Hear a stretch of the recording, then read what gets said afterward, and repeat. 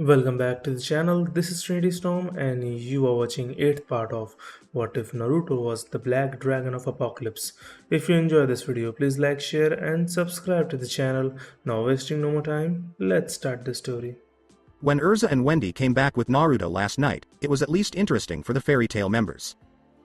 Natsu tried to fight right away, but Gildarts knocked him out quickly. Naruto was a little surprised that everyone welcomed him with open arms. He hasn't felt this kind of friendship in a long time, so he was a little nervous when greeting everyone, but he was still polite. Wendy and Carla finally got to talk to each other thanks to Naruto's help. Carla said she was sorry for what she did and said it was totally wrong. She said that she was being too protective of Wendy and that she should trust Wendy's judgment more. She also said that she shouldn't let her biased opinion get in the way of her logic and that she should think before she spoke. Carla said she will give Naruto a chance, even though she doesn't fully trust him yet. Wendy said she was sorry and accepted the apology. Wendy nodded, since that was the best she could get from her at the moment. Freed questioned Naruto about how he used his rune, sealing magic. Naruto was kind enough to tell him what he thought about runes and seals and give him some of his notes so he could study for them. Freed passed out right away because he was so excited to get such important notes. Mira was the kind and talkative bartender, and Naruto didn't mind that she was always happy. They even told each other stories, mostly about how certain people got together. Several people in the guild, it goes without saying, felt a chill go down their spines. When Naruto first met Katya, he was a little taken aback. Several people joked that Katya was Naruto's other secret daughter. Even Wendy made fun of him based on the fact that she didn't know she had another sister, which made Katya blush. All of these claims were denied by Naruto, who said that, as far as he knew, he didn't have another daughter. Even so, Naruto wondered in his mind if Katya was related to him or Anna in some way, since she looked so much like Wendy. Naruto made a note in his head to look into the girl's family history and probably have Anna sign a few papers. He did ask her what kind of stellar mage she was, but Katya said she didn't know because she has always felt like there was something inside her, but she has never been able to name it. Naruto told her to be patient, and that her power will come back when she needs it most. Then Naruto felt someone looking at him, and when he turned around, he saw that Eclair was staring at him. Naruto asked if he could help her, and she told him that she didn't remember her past and was on a journey to find out what happened to her. She said that her head started to hurt when she first saw him. She asked them if they were friends. Naruto told her that he doesn't remember ever meeting her, which is sad. He did, however, offer to help her after the GMG is over, which she is grateful for. What Naruto didn't tell her was that she did look like someone he knew. Her clothes and scent reminded him of something, but he couldn't place it. But he was sure of one thing. Eclair was not like other magicians. Something was strange about her. It was still not clear if it was friendly or not. All in all, the members of Fairy Tail had a very good night. The GMG's fourth day started the next day. The last 3 days have been some of the most exciting days in the GMG's history, and everyone thought that today would be even more exciting. And boy, will they get it in the events of today. On the fourth day, there will be a naval battle. Each guild picks a member to fight, and the winner is the last one left in the naval arena. Here are the people who were chosen. FTA for Lucy. FTB for Juvia. Sabretooth for Minerva. Jenny will ride Blue Pegasus. Scale Sharia for Lamia. Risley for Mermaid's Heel. Wave for Cerberus 4. Things went wrong for FTA when Lucy became the second to last person in the arena and Minerva of Sabretooth became the last person. Minerva kept beating and torturing Lucy for the rest of the time, while her guild screamed in horror and the other Sabretooth members laughed at Fairy Tail while both teams of Fairy Tail, especially Natsu, Urza, and Wendy, looked at them with hatred. 2 blonde mages and 1 red-headed mage were also upset by what they saw. Arcadios finally stopped the beating by telling Mado to say that the event was over. Outside the bubble arena, Minerva was holding Lucy by the throat as the bell finally went off. She kept grinning like she was better than the girl as her teammates laughed at her. But then the sky quickly got darker and darker until it was as dark as night. Minerva's eyes got very big, and she quickly let go of the bubble and ran away as a blue lightning bolt hit the bubble arena and destroyed it. Lucy was falling into the sandy arena when Naruto caught her in midair and gently set her down as he landed on the arena. Lucy. Natsu and a few other people yelled as they walked up to the hurt stellar mage. Urza and Wendy rushed to Lucy's side as Naruto quickly used a Kiraja. spell to heal the worst of her wounds. Natsu started to ask, is she? Naruto said in a dead voice, she'll be fine, as the bangs of his hair hid his eyes. Wendy and Urza were giving Minerva hateful looks, but she quickly got back on her feet and gave that annoying smirk again. What's with the looks? I just used the rules to my advantage. You should be thankful that I let her keep second place. I guess she didn't know her place. After all, she's just worthless trash, Minerva laughed. This made the stares more intense on Gray's face and much more primitive on Natsu, Wendy, and Urza's. Wendy, I require you to let me out right now. That bitch has gone way too far. No one makes fun of our sister. Give me the power. We only need 10 seconds. We can go all out and kill her in that amount of time. Allow me to kill her. Lean on me. Dark yelled, and Wendy could feel her dark powers swirling. She was very tempted to let Dark cause trouble, and she didn't care what would happen as long as she could get that smug look off Minerva's face. Urza had a similar conflict inside of her. That proud woman. How dare you say that to our guild member, who is also our sister? Lucy needs to be punished. If you let us use our power, we'll show you why you should never mess with a dragon's family. The fierce woman's voice spoke again right in front of Urza. Urza could feel her magical power starting to leak away as her eyes turned into slits without anyone knowing. Minerva and the other Sabretooth members who were getting closer kept smirking, but that didn't last long. Suddenly, everyone in the GMG arena felt a huge amount of magical pressure. Every single normal person and low-level mage passed out from the pressure of the magic. The higher-ranking mages and guild masters were forced to their knees and hands, making them shiver. Even so, there were some people who could handle the magical pressure and stay calm. The arena's mages were most affected, since they couldn't even move. Urza asked, "What's going on?" Because she had never seen anything so powerful. Even Hades' magical pressure couldn't push her down on her knees this much. It looks like our actions won't be needed, her mind said. Oh, they're in trouble now, Wendy said with a dark grin, knowing who was putting them in this situation. Dark laughed like a madman and said, hee hee hee hee. Looks like Daddy's very angry. Everyone had to work hard to look at the source of the pressure. When they did, they saw Naruto's stone-cold glare. As it fell from the black heavens, thunder and lightning danced around the dark skies and hit Naruto's body. But he was not hurt by the lightning. Instead, lightning danced around Naruto's body, and his eyes started to glow a strange white color. The sight just made everyone even more afraid of him. Naruto wasn't crazy, though. He wasn't mad. He wasn't mad at all. He was very upset. His blood was full of pure, undiluted anger. His descendant. This dirty child beat Anna's descendant just to make him laugh.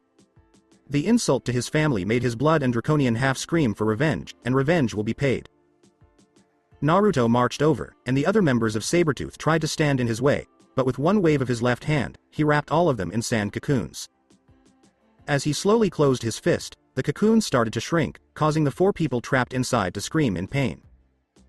Minerva tried to get away by crawling, but when he waved his hand again, an arm of sand grabbed her by the throat and pulled her down. Minerva coughed as she looked up and Naruto kicked her so she was on her back. Naruto brought his boot up to her chest and slammed it down.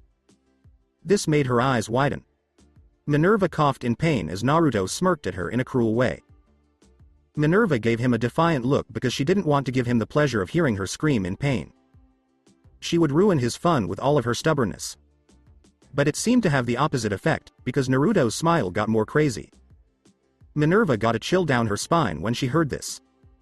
Naruto told Minerva, whose face was turning red from lack of oxygen, "You know, the human body is such a fragile thing. It's so soft, so squishy, so easy to break." He said this as he put more pressure on her as her face turned red from lack of oxygen. As soon as Naruto started to talk again, his voice changed. It got much scarier and scared the crap out of everyone who was still awake. Think of Naruto's voice sounding like Zooms from the 2nd season of The Flash on the CW. "You know, I could put more pressure on your chest. Your ribs could break, and the pieces could pierce your organs, causing you to bleed to death from the inside," Naruto said as he put more pressure on Minerva's chest, causing her to gasp and turn blue. Naruto said with a twisted smile, "I could break all of your ribs and crush your organs along with the broken bones. I could make a beautiful display of your blood and mutilated guts." Minerva glared back at him in defiance. Naruto tilted his head in confusion because he could see through her act. Why are you staring at me? You were acting so superior to Fairy Tail just a moment ago. I know you're scared, so stop acting like you're not. Just laugh like you did before. Why are you so tense? Naruto then grabbed her cheeks. Tell me. He turned her head to face him. Why are you so serious? A soft voice said, Please stop. When Naruto turned around, he saw Lucy looking at him with eyes full of pleading. Naruto looked at the hurt girl as her face changed into that of an older blonde woman with tired eyes who smiled softly at him. The picture changed again to Anna, who smiled at Naruto with tears in her eyes. The picture then went back to Lucy, who looked at Naruto with teary, pleading eyes. Before she lost consciousness again, she begged, Please, don't hurt me anymore. Naruto didn't say anything until he heard, To-san. Then he turned to look at Urza. Father, you've made your point. Let's take care of this. I promise they won't get away with it. Wendy said, To-san, you can trust us. Those people will pay for what they did to our family. Naruto growled as the ground started to shake even more and things started floating up into the air. Naruto's body started to give off light, and a black and blue aura wrapped around him. Those mages who were still awake in the stadium were getting very scared. They were already scared because Naruto had too much power and was mean to Minerva, but they didn't think things could get any worse. Oh, it can hurt so much to be wrong. Naruto kept snarling until he finally let all his anger out with a loud. Naruto's magical energy exploded out of his body and shot up into the sky as a huge pillar of energy. This sent huge shockwaves that tore the dark clouds apart and blinded everyone with a flash of light. The pillar of energy sent out shockwaves that were so strong that the whole capital violently shook from the amount of power Naruto was letting out. When everyone could see again, they could feel that the pressure on them had finally gone away as particles of Eternano fell like snow over the arena. The saber-tooth mages were finally set free, and they could breathe normally again.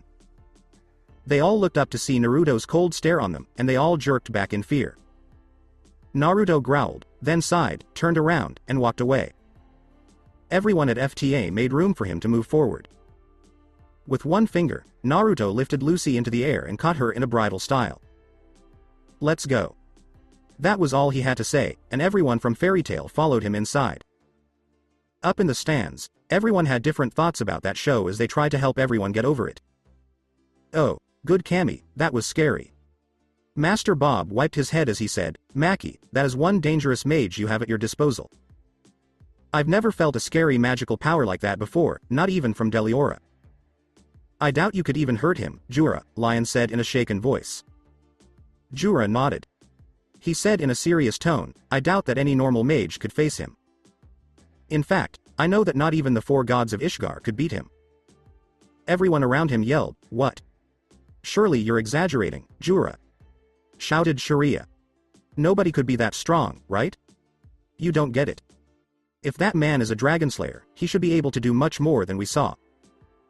In his anger, he only used a small amount of his power, but that was enough to shake the whole capital. I'm afraid to think what he could do if he used all of his power at once. Anna, are you okay? Irene asked in a soft voice. Anna glared at the arena with a mean face. I am not okay. I just saw my descendant, Layla's daughter, get beaten up like a ragdoll, and that B*TCH had the nerve to call her trash. Our family trash. She's lucky Naruto was the one to teach her fear. I would not have been as kind. Anna growled as her eyes narrowed and then went back to normal. Irene reassured Anna, who sighed and then looked gratefully at Irene. Neither would I, if I weren't so focused on stopping you from going down there and revealing yourself to the world and revealing your other secret. Thank you, Irene, she said in a grateful way. The 2 Mermaid Heel Guild leaders then looked around at the rest of their guild. Anna asked in a worried voice, Girls, are you all okay? She knew that not many people could deal with Naruto's magic pressure. Yes, but Kami, you weren't kidding Anna-sama and Irene-sama. Naruto-sama's power is amazing and unlike anything I've ever felt before, Kagura said. Demaria said, I think it's right for someone with the title of Dragonslayer King. Miliana yelled, he's so strong. As Irene spoke to the guild, everyone laughed at what the girl said. Your words are kind, girls, but you've only seen a small part of his power, she told them. Hopefully, us or Fairy Tail will finally be able to put Sabretooth in their place, Kagura said in a dark voice as everyone nodded in agreement. The Fairy Tail Hospital. The people from FTA were at Lucy's bedside, waiting for her to wake up. Wendy and Urza were holding Lucy's hands from different sides of the bed. Gray was getting antsy and walking back and forth. Natsu was sitting on a chair and staring at the ground with his hands clasped together. Naruto was leaning against the wall and tapping his fingers over and over. Poor Lyuzuka waited for her sick patient to wake up. People broke the silence when they heard steps coming toward the door. Everyone from FTB looked to see who was coming into the infirmary. Lucy. Mira yelled. Is Lucy okay? Juvia yelled in worry. Yugaisa, Gray started, but Kana only smiled. Hey, even though we're on different teams, we're still in the same guild, right? Gray just gave him a grateful smile. Thanks to Naruto's healing spell, there is no danger to her life. Oh, thank goodness. Said everyone. Wham. Almost everyone yelled, Natsu. As Natsu punched a hole in the wall.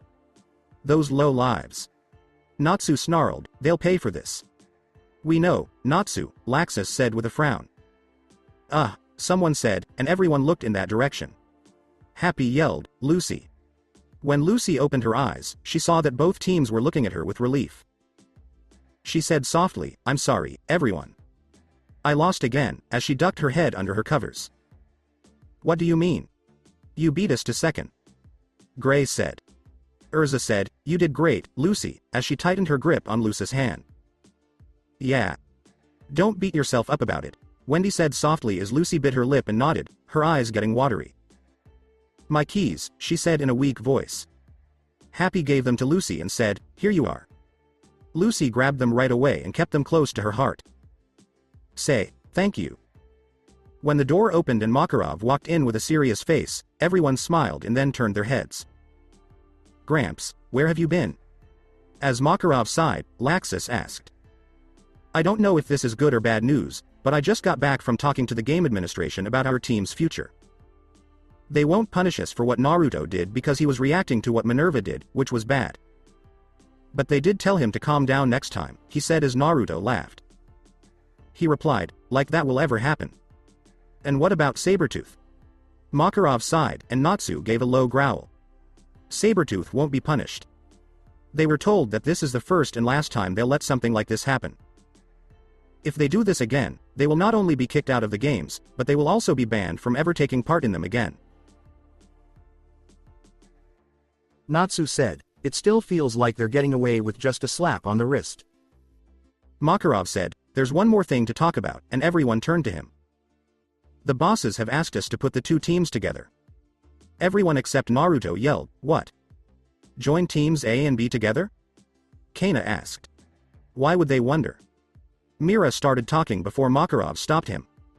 Because Raventail was kicked out, they said it would be hard to have an odd number of teams. So, we need to reorganize the team so that it has 5 people. What do you think about our points? Carla asked. Makarov said, they said we would keep the team with the fewest points.